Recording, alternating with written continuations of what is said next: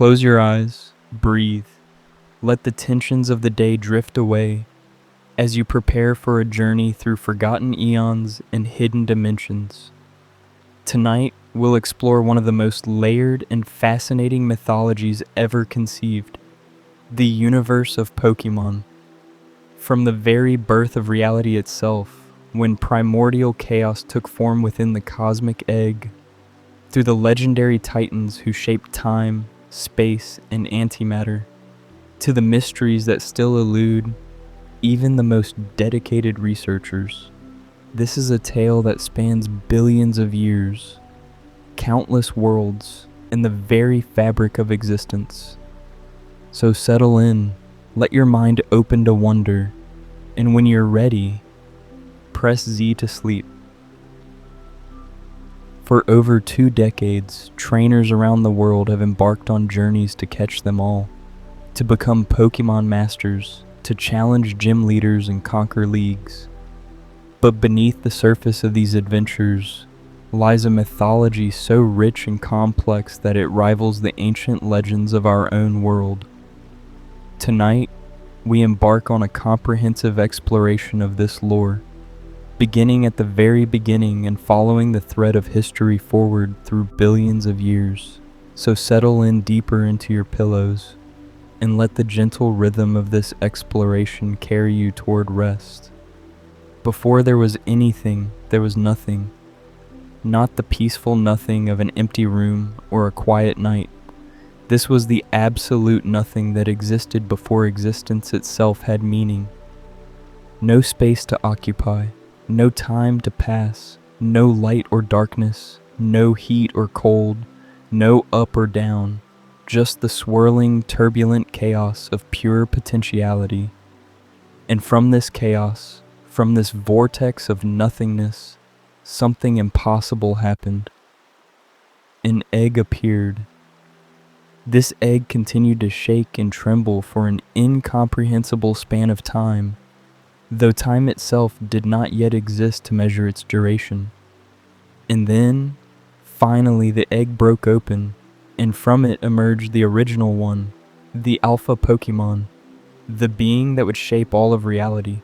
Its name, according to the ancient texts found in Canalave Library in the Sinnoh region, is Arceus. Arceus is unlike any other Pokémon in existence. While other legendary Pokémon might be impossibly powerful, might command the forces of nature, or embody abstract concepts, Arceus stands alone as the creator deity, the source from which everything else flows.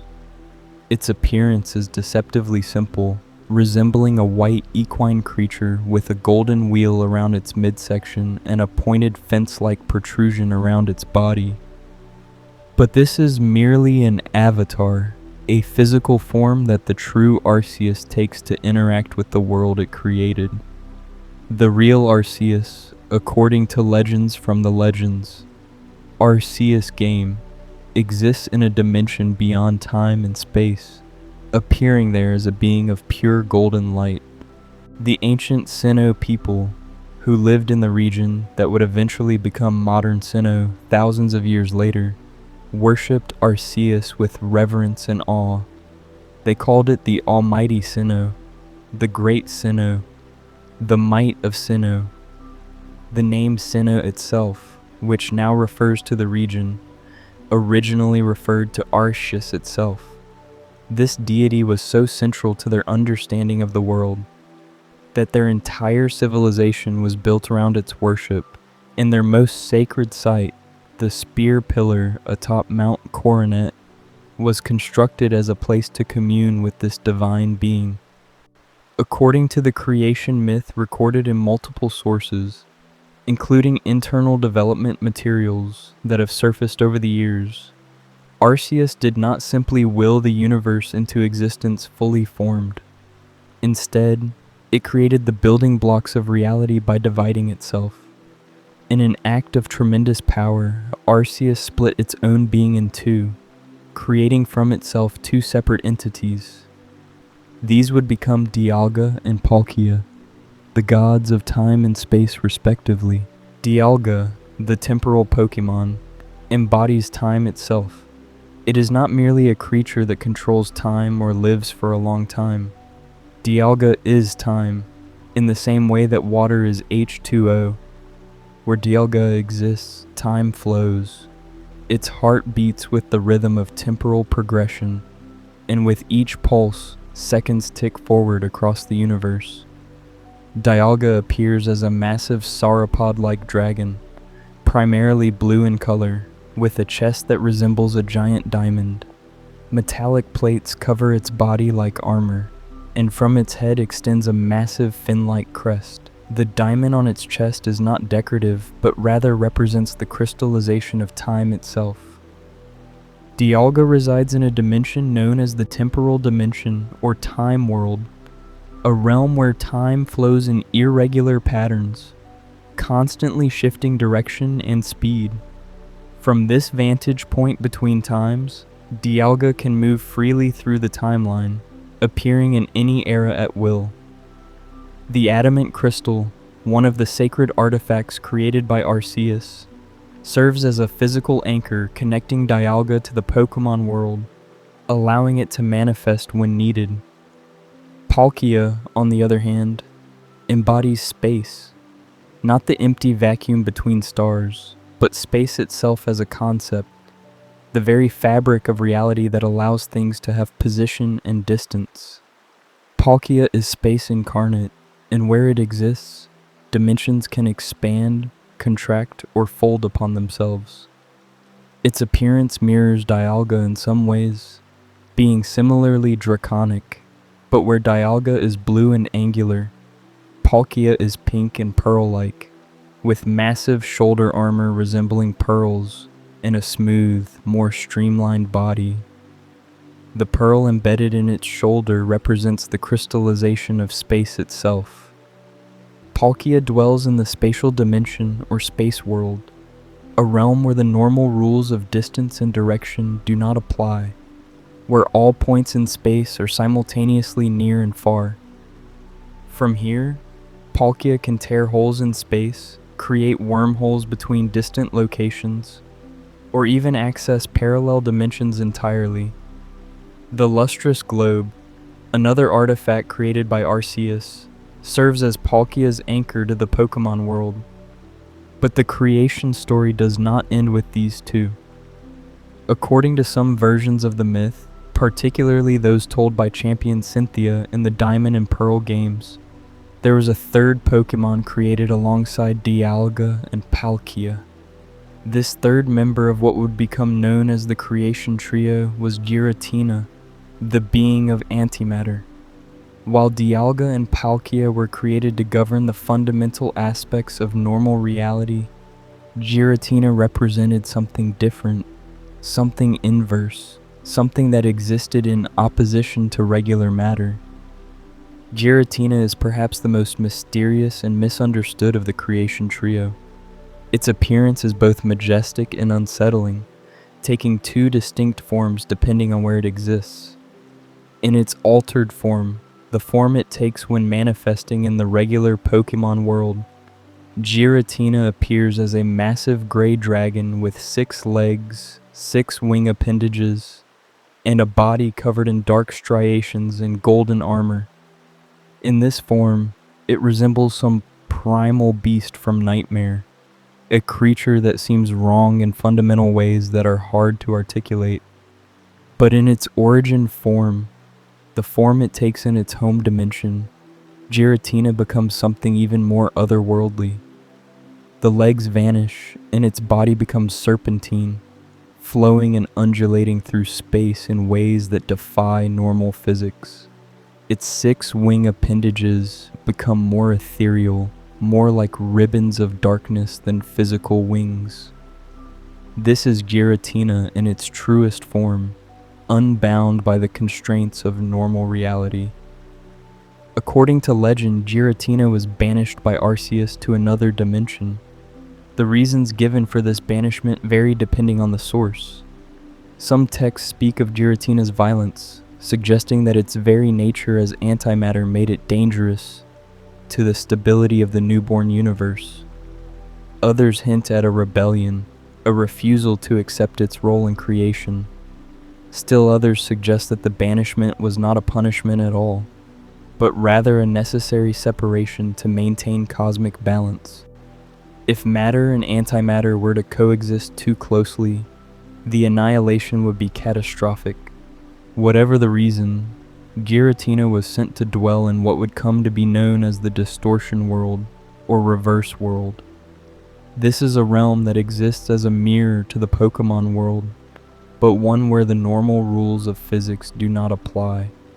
In the Distortion World, gravity shifts and changes constantly. What should be up is down. What should be solid is intangible. Time does not flow in a linear fashion.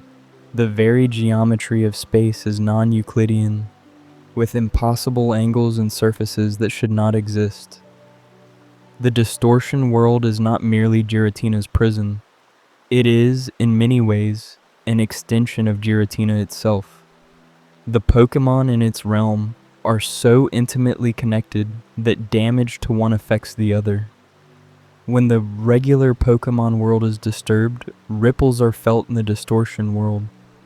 When the Distortion World is damaged, consequences manifest in normal space. Giratina serves as a kind of cosmic balance, a counterweight to Dialga and Palkia, ensuring that time and space do not become too stable, too rigid, too perfect. In Pokémon Platinum, we learn that Giratina is not simply a prisoner in the Distortion World. It is also a protector. When Cyrus of Team Galactic attempts to use the power of Dialga and Palkia to destroy the universe and create a new one without spirit or emotion, it is Giratina who intervenes. The antimatter Pokémon drags Cyrus into the Distortion World, stopping his plan and saving reality itself. This suggests that Giratina, despite its fearsome appearance and its banishment, still cares about the balance and preservation of the universe. With the three members of the creation trio established, Arceus turned its attention to another aspect of creation. Time, space, and antimatter provided the fundamental framework of reality, but something was still missing. The universe existed, but it was empty, mechanical, devoid of consciousness or meaning.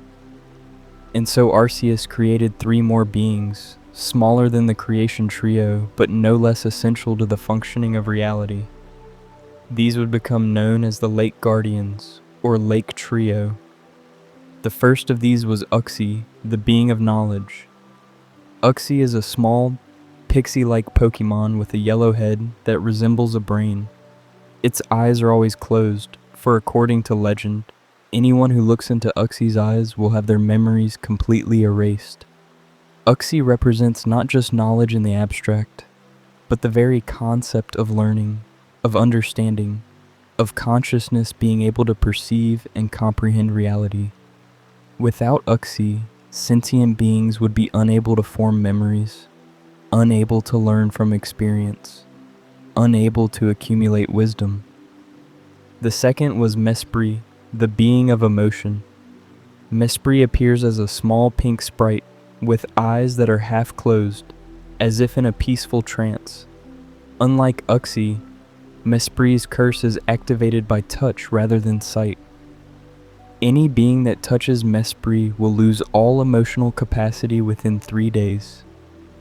Mesprit represents the ability to feel, to form attachments, to experience joy and sorrow, love and loss.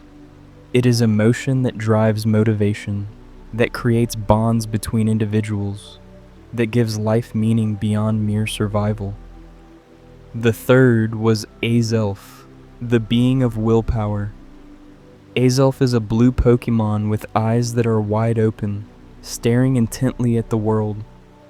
Its curse is perhaps the most severe. Any being that harms Azelf will lose all willpower within 7 days, becoming completely immobile, unable to make decisions or take action of any kind. Azelf represents determination, the drive to act, the resolve to face challenges and overcome obstacles. It is willpower that transforms knowledge and emotion into action. Together, these three beings are said to have given birth to spirit itself. If Dialga and Palkia created matter in the physical universe, the late guardians created consciousness in the inner life of sentient beings. According to the ancient texts in Canalave Library, after creating these 6 Pokémon, Arceus took to an eternal slumber, content that the universe it had made was now complete and capable of sustaining itself. The lake guardians made their homes in 3 lakes in what would eventually become the Sinnoh region. Uxie dwells in Lake Acuity, Mesprit in Lake Verity, and Azelf in Lake Valor. From the depths of these lakes, they continue to maintain the balance of consciousness throughout the world. They sleep most of the time, but their presence alone is enough to keep the universe stable. And should the creation trio ever lose control, should Dialga and Palkia clash and threaten to tear apart space and time, it is the lake guardians who have the power to calm them, to bring them back under control. With the fundamental forces of reality established, with time and space given form, with consciousness and spirit brought into being, the universe was ready to support life, and life began to emerge in countless forms across countless worlds.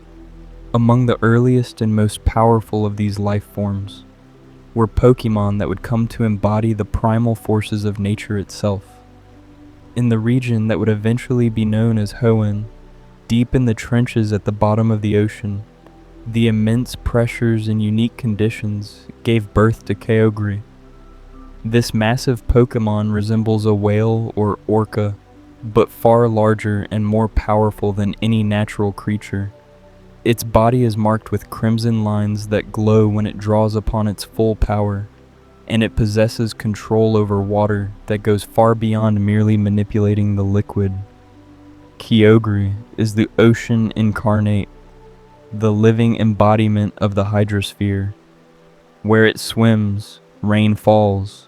Where it desires, storms rage and floods consume the land. At the same time, deep beneath the Earth's surface, in places where magma churned and tectonic forces ground against each other, another titanic Pokémon came into being. Groudon emerged from the heat and pressure of the planet's interior, a massive creature that resembles some primordial dinosaur, armored in red and black plates with lines of lava running through its body.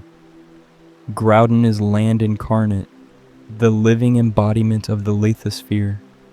Where it walks, the ground rises. Where it desires, drought spreads, and new continents form. Kyogre and Groudon are more than just powerful Pokémon. They are geological forces given consciousness and will. Kyogre expanded the oceans, creating the vast bodies of water that would cover most of the planet's surface. Groudon raised new landmasses from the seafloor, creating continents and islands where life could flourish. They were the sculptors of the planet's surface, and through their actions, the world took on the shape we recognize today. But Kyogre and Groudon were not content to work in harmony. Each desired dominance. Kyogre sought a world of endless ocean, where water covered everything and land was drowned and forgotten. Groudon sought a world of endless land, where the seas evaporated and dry earth stretched to every horizon. Their conflict was inevitable, and when it came, it was catastrophic. The clash between Kyogre and Groudon shook the world. Where they fought, the weather went mad. Kyogre summoned endless rain, floods that swallowed entire regions. Groudon called forth scorching drought, heat that evaporated oceans and turned the land to desert. The battle raged for what might have been days, weeks, or months. Time loses meaning when gods make war. And then, from the ozone layer high above the battlefield, a third Pokémon descended. Rayquaza, the sky-high Pokémon, came down to put an end to the conflict. Rayquaza is a massive serpentine dragon green in color with yellow markings, ancient and terrible in its power. Unlike Kyogre and Groudon, which are tied to specific domains, Rayquaza is the master of the atmosphere, the embodiment of the sky itself. It dwells in the ozone layer, feeding on meteorites and maintaining the boundary between the Earth and space. Rayquaza possessed the power to quell both Kyogre and Groudon. Its presence alone was enough to force the warring titans into submission. With the conflict ended, Kyogre retreated to the depths of the ocean, entering a long slumber in the seafloor cavern. Groudon descended back into the earth, sleeping in chambers of magma deep underground. And Rayquaza returned to the sky, ever watchful, ready to descend again should the ancient conflict resume. The story of these three Pokémon, often called the Weather Trio or the Super Ancient Pokémon, is preserved in the legends of the Hoenn region. The ancient people witnessed their battles and understood that these were forces beyond mortal comprehension. They created artifacts to help control or communicate with these beings. The blue orb for Kyogre, the red orb for Groudon, and the jade orb for Rayquaza. But the orbs were as dangerous as they were powerful, for to awaken these titans was to risk unleashing destruction on a scale that could end civilizations. In the modern era, during the events of Pokémon Ruby, Sapphire, and Emerald, villainous teams would attempt to use the orbs to control Kyogre and Groudon. Team Aqua sought to awaken Kyogre to expand the seas, believing this would create a paradise for water-type Pokémon. Team Magma sought to awaken Groudon to expand the land, believing this would create more space for Pokémon and people to live. Both were catastrophically wrong about their ability to control these forces.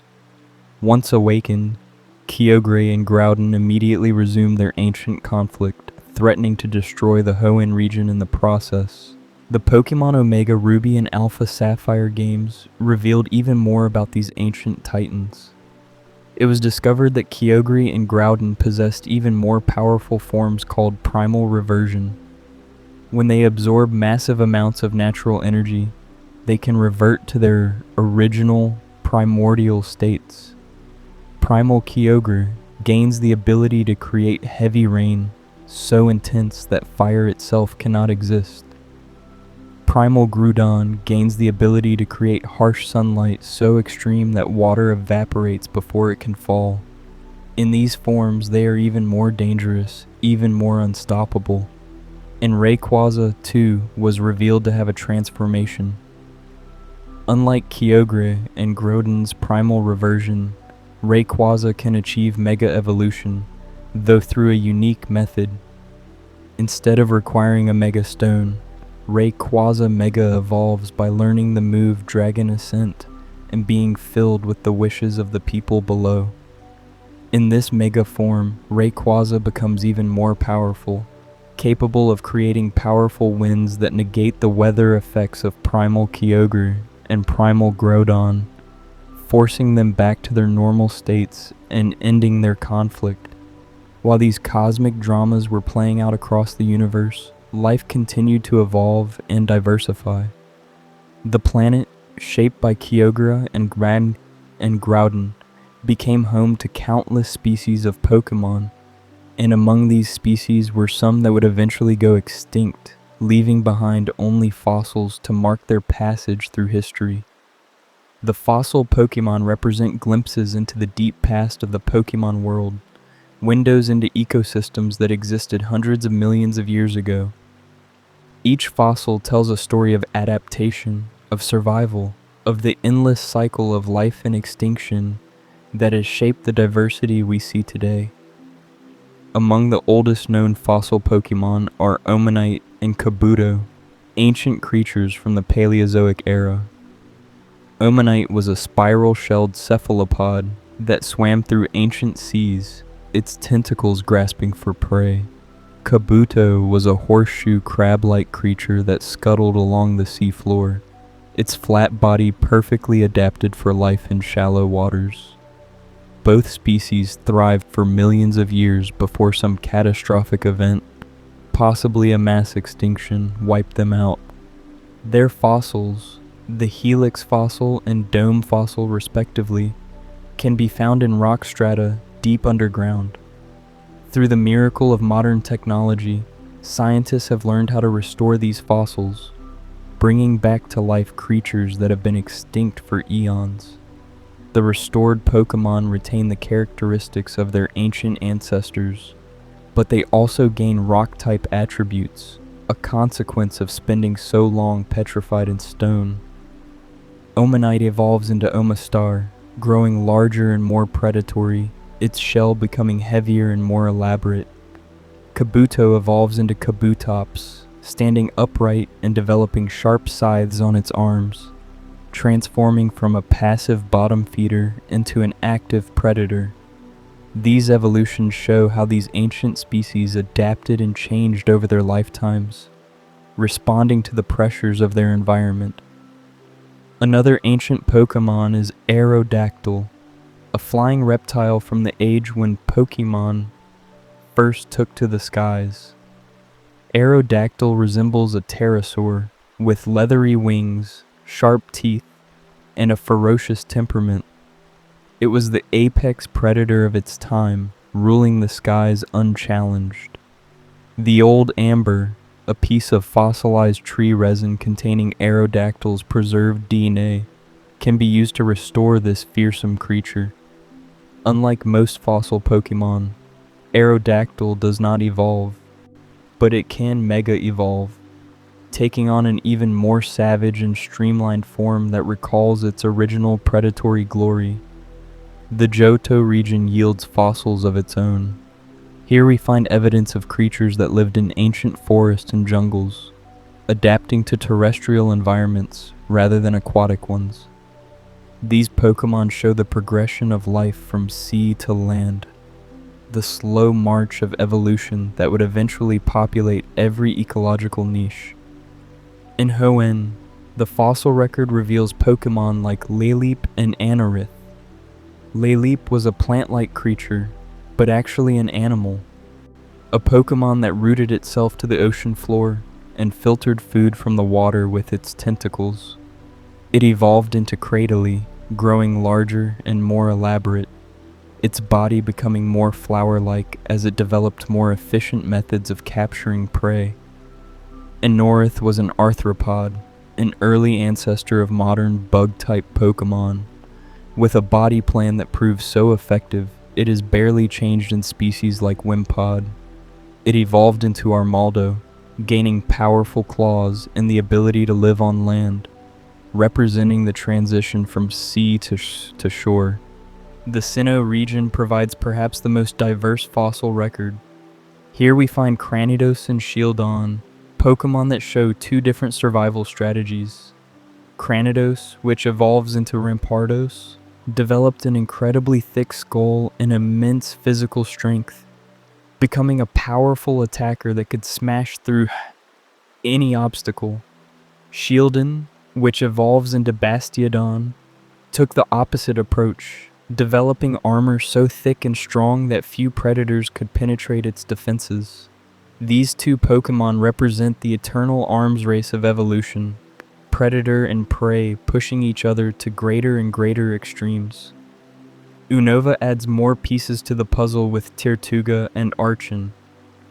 Tirtuga was an aquatic turtle, perfectly adapted for life in ancient seas, evolving into Caracosta, a massive predator that could crush prey in its powerful jaws.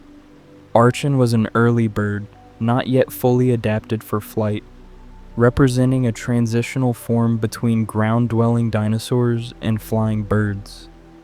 It evolved into Archeops, developing better flight capabilities but still retaining some of the features of its earthbound ancestors.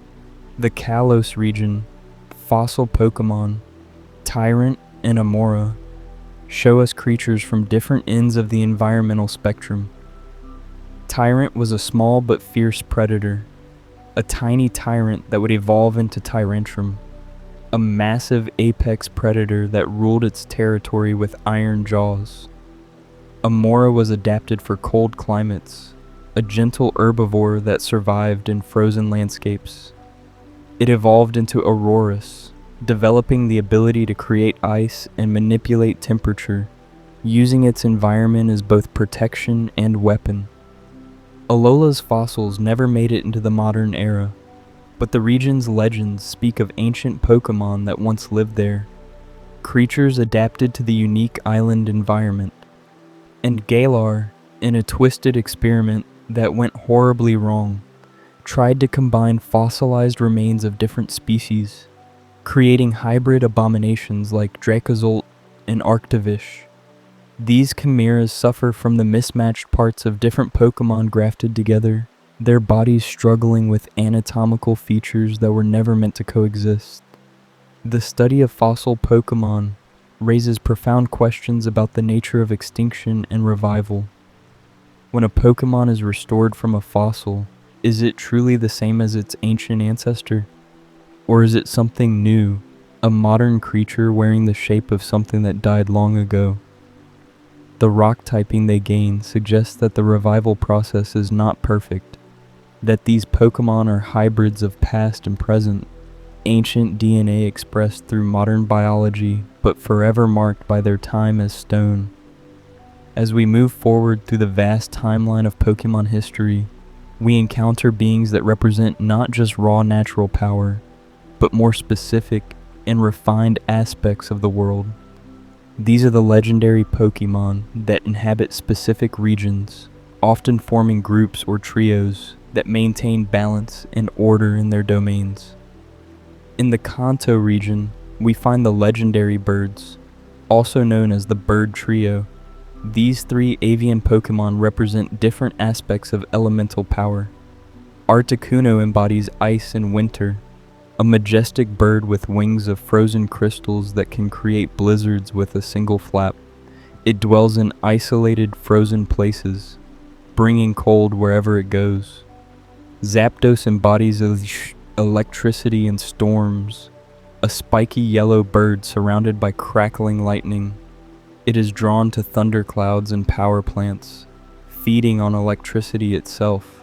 Moltres embodies fire and summer, a phoenix-like bird with wings of flame that brings warmth and heat, said to heal those who witness it.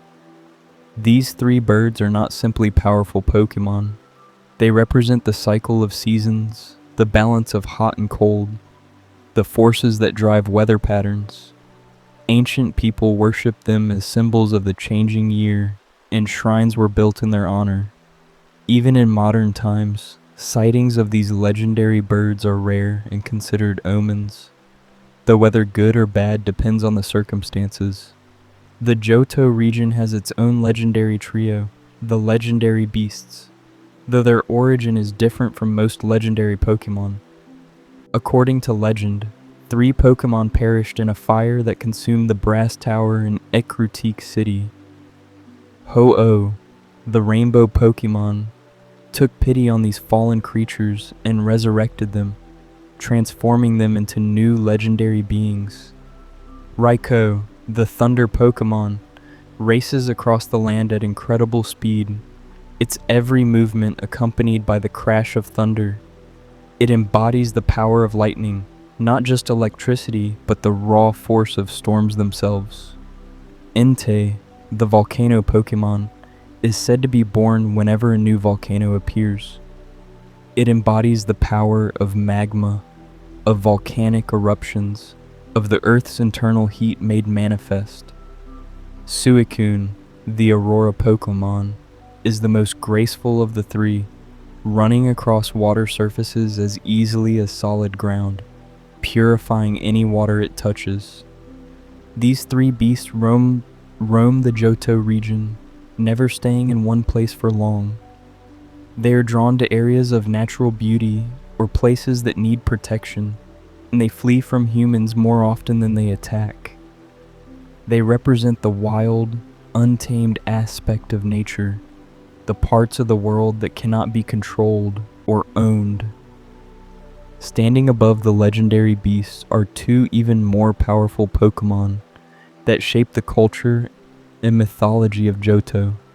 Lugia, the diving Pokémon, is said to be the guardian of the seas. It is so powerful that simply flapping its wings can create storms lasting 40 days. Because of this, Lugia seals itself away in the depths of the ocean near the Whirl Islands, rarely emerging because its presence alone is too disruptive to the world. Lugia is said to be the master of the legendary birds, capable of calming them when they clash. Ho-Oh, the rainbow Pokémon, is Lugia's counterpart in the sky. It is said that Ho-Oh's wings shine in 7 colors, and those who see it are promised eternal happiness. Ho-Oh once roosted atop the Bell Tower, later known as the Tin Tower, but departed after the burning of the Brass Tower. Disappointed in humanity, it still watches over Johto from a distance, seeking a trainer pure of heart worthy of its presence. The sacred ash it leaves behind has the power to fully revive any fainted Pokémon, a gift that speaks to its role as a bringer of life and renewal. The Hoenn region, beyond the Weather Trio, has several groups of legendary Pokémon. The Regis trio consists of 3 ancient golems created long ago by another legendary Pokémon. Regirock is a golem made entirely of rocks and boulders from different places and times. Regis is formed from ice that will not melt, even in temperatures that would boil water. Registeel is composed of a metal that exists nowhere else in the world, harder than any known material. These 3 golems were created by Regigigas, a titanic Pokémon said to have towed continents with ropes, literally shaping the geography of the world. Regigigas is so large and so powerful that its body moves slowly, its ability slow start representing the time it takes for its massive form to warm up and reach full strength. After creating the 3 Regis and moving the continents into their current positions, Regigigas entered a deep sleep in the Snow Point Temple in Sinnoh, where it has remained for thousands of years. The Eon duo of Hoenn, Latias and Latios, are legendary Pokémon that represent a different kind of power. They are highly intelligent, capable of understanding human speech and even telepathy. They can turn invisible, fly at speeds exceeding jet planes, and work together with perfect coordination. Latias is more defensive and empathetic, able to sense the emotions of others. Latios is more offensive and protective, willing to sacrifice itself to protect its home. These 2 Pokémon are extremely rare, and they travel together, a bonded pair that seems to share thoughts and feelings. In the Sinnoh region, beyond the Creation Trio and Lake Guardians, we find other legendary Pokémon that fill specific roles. Heatran dwells in the Stark Mountain volcano, a monstrous creature of metal and magma that feeds on lava itself. It may have formed naturally from volcanic activity, or it may have been created deliberately as a guardian. Either way, it represents the danger and power of volcanic systems, a force that can both destroy and create. Cresselia and Darkrai are 2 legendary Pokémon that represent opposing forces in the realm of dreams. Cresselia, the lunar Pokémon, brings peaceful, pleasant dreams to those who sleep near it. Its presence can cure nightmares and bring restful sleep. Darkrai, on the other hand, brings nightmares so terrible that they can torment victims for days or weeks. It does not do this out of malice, but as a defense mechanism, a way to drive away potential threats. These 2 Pokémon are eternal opposites, light and dark, pleasant dreams and nightmares, creation and destruction. They maintain a balance in the unconscious realm, in the space where minds wander during sleep. Neither is truly good or evil, but rather essential parts of a larger system. The Unova region introduced a new kind of legendary Pokémon. With the Tao Trio, these three dragons represent truth, ideals, and the balance between them. Long ago, there was a single dragon that helped twin heroes create the Unova region. But the twin brothers began to argue, one valuing truth above all else, the other valuing ideals and aspirations. The argument grew so heated that the dragon could not reconcile their views, and it split into two beings. Reshiram embodies truth. It sides with those who seek truth, who value facts and reality over comforting illusions. Its flames can incinerate anything, burning away falsehood to reveal what is real. Zekrom embodies ideals. It sides with those who have strong convictions, who believe in their vision of how the world should be. Its lightning represents the force of will, the power to reshape reality to match one's ideals. But the splitting of the dragon left behind a third piece. Kyurem represents the empty husk, what remained when truth and ideals were torn away. It is incomplete, suffering, dwelling in frozen mountains, and seeking to become whole again. In Pokemon Black 2 and White 2, we learn that Kyurem can temporarily fuse with either Reshiram or Zekrom, creating Black Kyurem or White Kyurem. These fusion forms are incredibly powerful, but they are not truly complete. The original dragon, the being that united truth, ideals, and balance, has never been fully restored. The Kalos region introduces us to the Aura Trio, three Pokémon connected to Norse mythology and the concept of cycles. Xerneas, the life Pokémon, is a magnificent deer-like creature whose horns shine with rainbow colors. It represents life, creation, and rebirth. When it awakens from its long sleep, it shares eternal life with everything around it, causing forests to bloom and life to flourish. Yveltal, the destruction Pokémon, is a massive bird of darkness whose wings spread like the claws of death. It represents death, destruction, and endings. When its life comes to an end, it absorbs the life force of everything around it, creating a cocoon from which it will eventually be reborn. These two forces, life and death, creation and destruction, must remain in balance. If one grows too powerful, the other awakens to restore equilibrium. And watching over them both is Zygarde, the Order Pokémon. Zygarde exists in multiple forms, from single cells, scattered across the region, to swarms that combine into dog-like or serpentine shapes. At 50% of its power, Zygarde resembles a massive serpent. At 100%, it becomes a towering humanoid figure, ready to use overwhelming force to restore order to a world thrown into chaos. Zygarde represents the principle that the world must be protected, that the ecosystem must be preserved. When the balance between life and death, between Xerneas and Yveltal, threatens to tip too far in either direction, Zygarde acts as a corrective force, bringing things back to center. It is not good or evil, not kind or cruel, but simply dedicated to maintaining the natural order. The Alola region introduces us to the guardian deities, 4 Pokémon that each protect one of the region's islands. These Pokémon are different from most legendaries in that they are deeply connected to human civilization, serving as explicit protectors and guides. Tapu Koko is the guardian of Melemele Island, quick and capricious, testing those it encounters with powerful electric-type attacks. Tapu Lele is the guardian of Akala Island, scattering glowing scales that can heal or harm. Tapu Bulu is the guardian of Ula Ula Island, a fierce protector of nature that will destroy anything that threatens its island. Tapu Fini is the guardian of Pony Island, mysterious and distant, creating mists that purify those worthy and confound those who are not.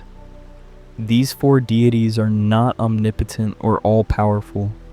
They can be challenged and even defeated by sufficiently strong trainers, but they have protected Alola for centuries, guiding the development of the island culture and ensuring that humans and Pokémon live in harmony. They represent the covenant between people and legendary Pokémon, the understanding that power brings responsibility. Alola is also home to Solgaleo and Lunala, the legendary Pokémon that represent the sun and moon. These 2 Pokémon are the evolved forms of Cosmog, a mysterious creature from ultraspace that can create portals between dimensions.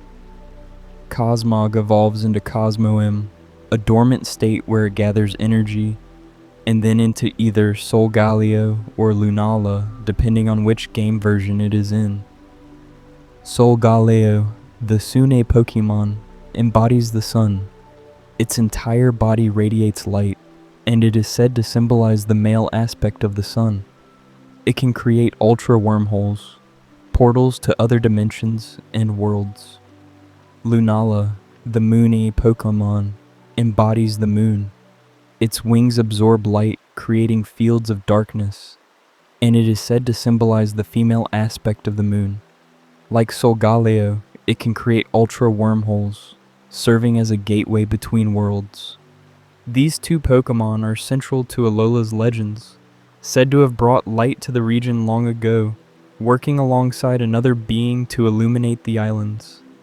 That third being was Necrozma, though the role it played in ancient times is very different from what it has become. Necrozma is a creature of crystallized light, but something happened to it long ago. In an ancient civilization known as Ultra Megalopolis, the people grew greedy. They discovered Necrozma and saw its light as a resource to be harvested. They attacked it, trying to steal its light for themselves. The assault left Necrozma wounded, unable to hold on to light the way it once could. The light constantly leaks from its broken body, leaving it in perpetual agony. Driven by pain and desperation, Necrozma became a hunter, seeking light wherever it could find it. It absorbed the light from Solgaleo and Lunala, fusing with them to become Duskmane Necrozma and Dawn Wings Necrozma. But even this was not enough.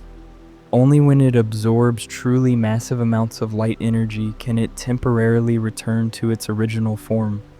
Ultra Necrozma, the Blinding One.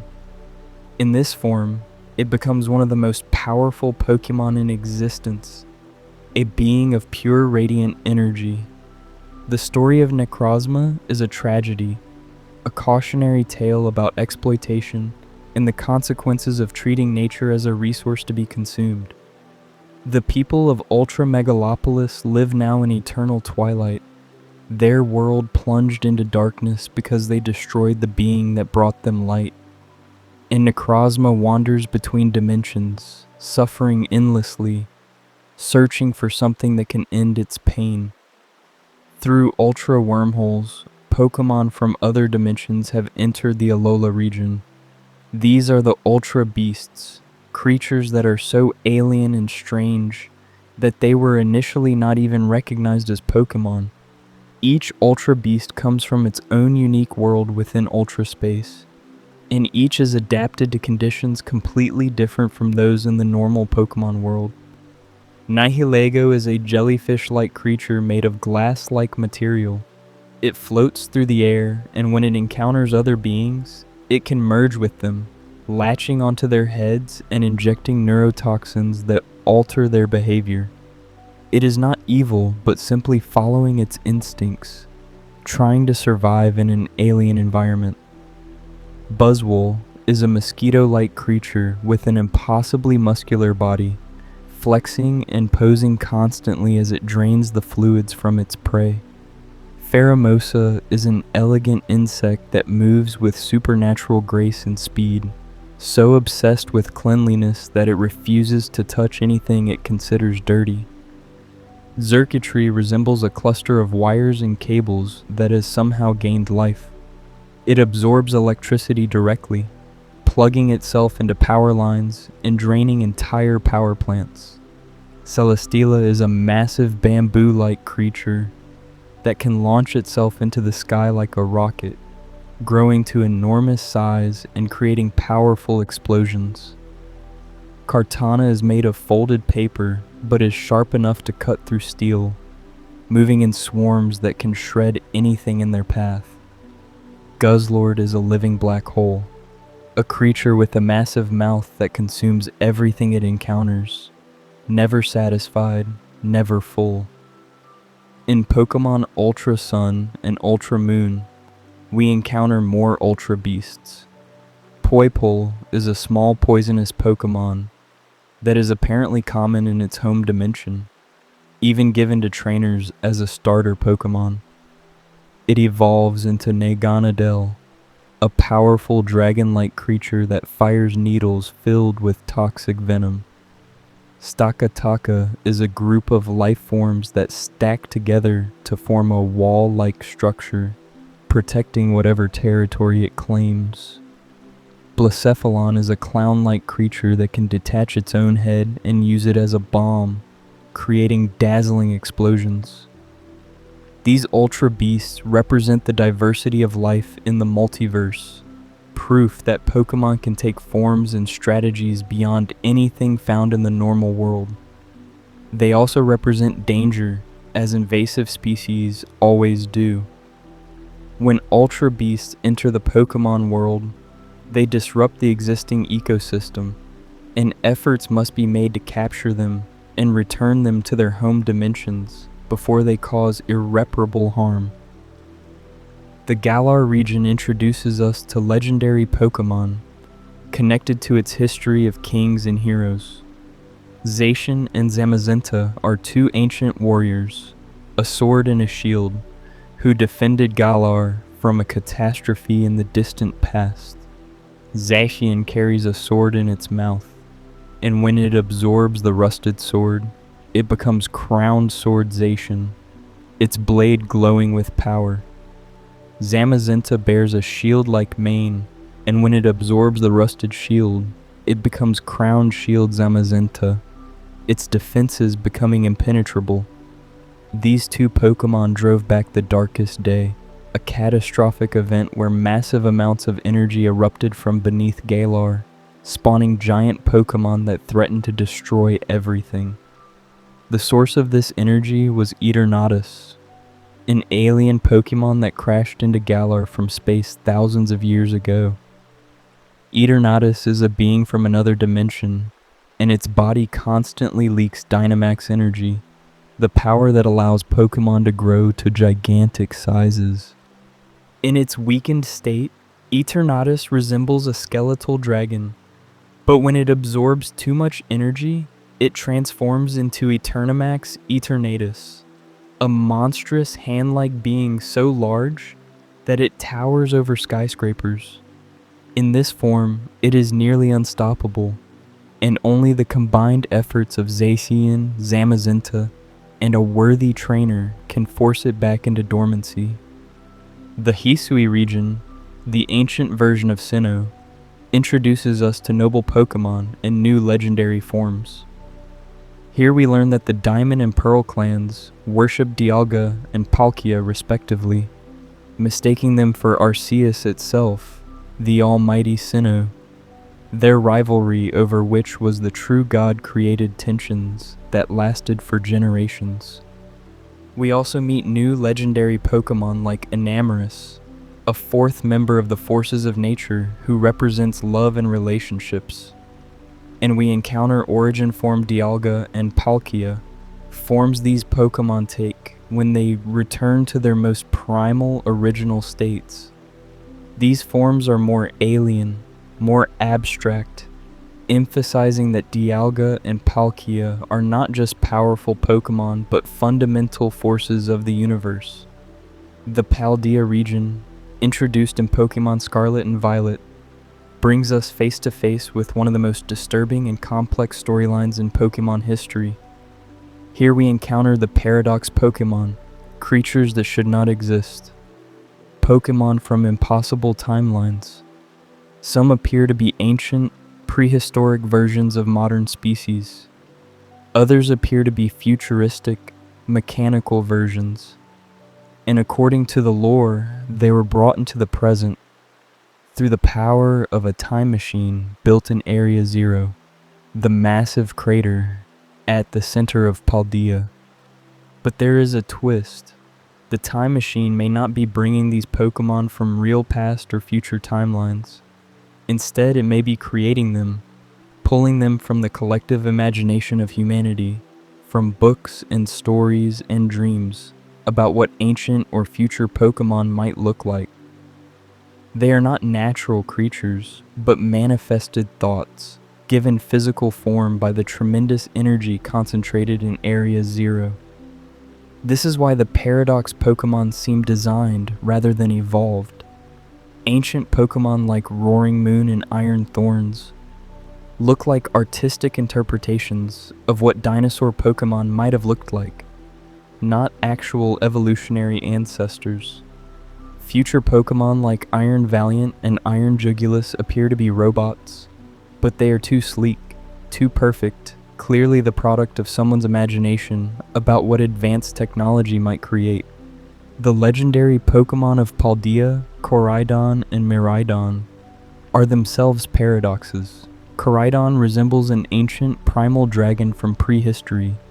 Miraidon resembles a futuristic technological dragon from a distant future, but neither comes from a real timeline. They are what happens when the boundary between imagination and reality breaks down, when the act of observing or desiring something makes it real. This leads us to the most mysterious and powerful Pokémon in Paldea, Terrapagos. This small turtle-like creature is the source of the Terrastol phenomenon, the crystallization effect that allows Pokémon to change their type. Terrapagos exists in multiple forms, growing larger and more powerful as it awakens. In its stellar form, it becomes a beacon of crystalline energy, capable of incredible feats. Terrapagos is connected to Area Zero in ways that are not fully understood. It may be the source of the energy that powers the time machine, or it may be trying to stabilize the tears in reality that the time machine has created. What is clear is that Terrapagos represents something fundamental about the Pokémon world, something about the nature of reality itself. The DLC for Scarlet and Violet introduces us to more legendary Pokémon. In Kitakami, we meet Ogerpon, a Pokémon that wears different masks and was falsely labeled as evil by local legends. We also encounter the Loyal Three, Munkidori, Fizandipiti, and Okidoji, who were the actual villains of the legend, but were remembered as heroes. And we meet Picharunt, the subjugation Pokémon, who created the toxic chains that gave the Loyal Three their power, and who attempted to use them to control others. This storyline explores themes of truth and legend, how stories can be distorted over time, until heroes become villains, and villains become heroes. The Indigo Disc DLC takes us to Blueberry Academy, where we encounter the Area Zero Underdepths and learn more about Terrapagos. We also face off against powerful trainers and legendary Pokémon from past generations, showing how interconnected the Pokémon world has become. But beyond all these regional legendaries, beyond the trios and duos and singular beings, there remain questions that may never be fully answered.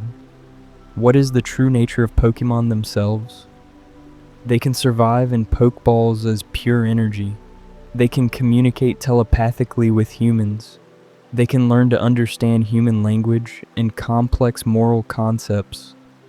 Many can manipulate fundamental forces like time, space, gravity, and electromagnetism. Are Pokémon a form of life that exists on a higher dimensional plane than humans, appearing in our three-dimensional space, but extending into additional dimensions we cannot perceive? Are they physical beings at all, Or are they more akin to manifested concepts, thoughts given form and substance? What role does humanity play in this cosmic drama? We are newcomers to the Pokémon world, having existed for perhaps a few 100,000 years compared to Pokémon's hundreds of millions. Yet we have formed partnerships with Pokémon that allow us to wield tremendous power.